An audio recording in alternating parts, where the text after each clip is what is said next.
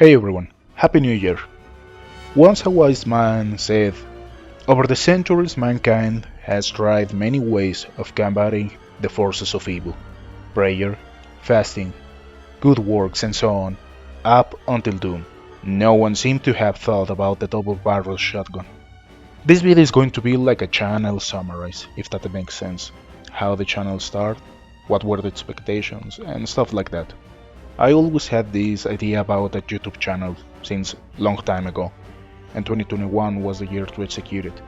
The basic objective of this channel is a really simple one, and you can check it in my channel intro. Talk about video games for the pure pleasure of talking about video games, because I love them, and this love can go from something as old as Chrono Trigger up to Warzone, Monster Hunter, Odyssey, and many more video games. However, as you can also see, the beginning was a bit rough, because I am a newbie in this Monster Hunter stuff. That is something that I have said many times in several videos. Nonetheless, at the beginning I had not a clear idea about what to show. However, as a new channel, just showing a playthrough was not the wisest of ideas, because people have no idea who I am, and they obviously don't care, which is completely fine. And I still remember that around my first kind of review about Monster Hunter Rise, I was like, dude, it sucks that Capcom sold us an incomplete game. So I just uploaded that video and left to play some other games because I have no idea what to talk about Rise. And also, it is going to be way easier for big channels to have the spotlight in whatever topic they bring to the table.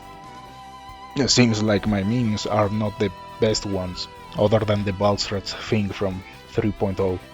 Back in those days, I had a good chunk of time to play some other things, so I turned to my 3DS and started to randomly play games like 7th Dragon Code BFT.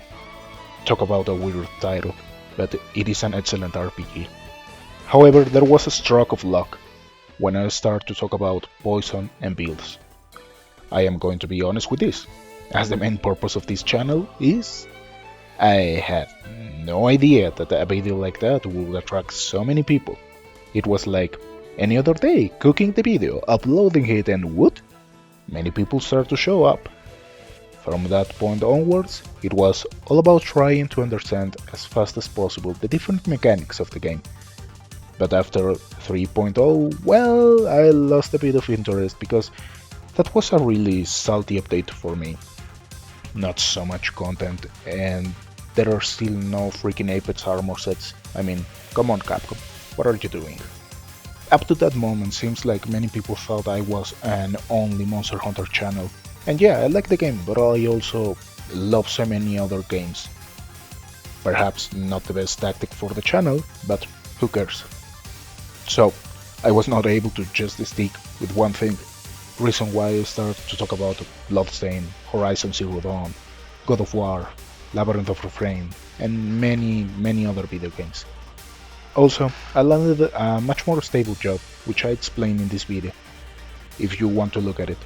Freaking convoluted selection process, where I just had to do as the random bullshit go. I have to say, it is complicated to keep up with many news, events, and much more importantly, playing. Reason why I'm sticking with at least one video per week, more or less around this video about elemental damage.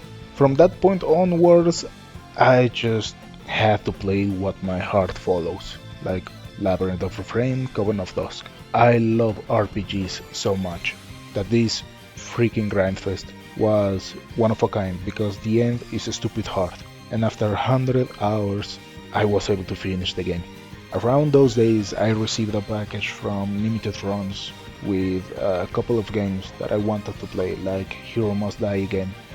It is a simple and fun game, with many endings, recommended for relaxing playing sessions. Meanwhile, I suffered a lot with these freaking Mega Man Zeros, where I wanted to have some clean runs, aside from the first one.